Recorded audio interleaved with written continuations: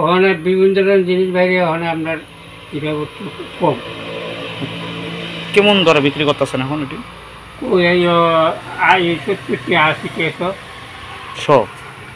ও আগের তুলনায় কি এখন বেচা কেনার কিরকম এটা?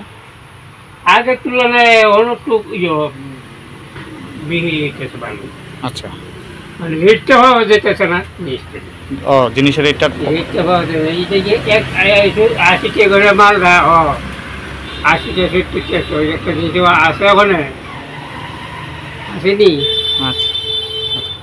কেমন খরচ পড়ে আপনার এটা করতে?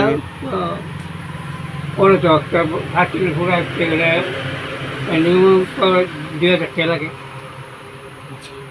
সে অনুযায়ী মূল্যটা আগে মূল্য সব বাড়ি কিনানো লাগে। এরপরে তোমার সম্পূর্ণ জিনিস কামড়া সামড়া বেড়াইলে প্রচুর টাকা খরচ। সামনে তো কালী পূজা বলে এটি মানুষের চাহিদা থাকে। আপনার কি মনে হয়, আপনার কেমন আশা?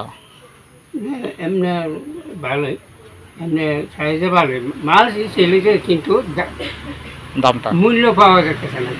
আচ্ছা আচ্ছা। কত বছর ধরে আপনি এটার সাথে জড়িত?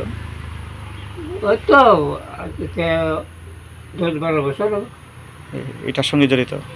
এইটার লোক আমরা দু একটু বানাবো আগে সিজন আইলে ওই 1 সপ্তাহ থেকে বানাইতেছি।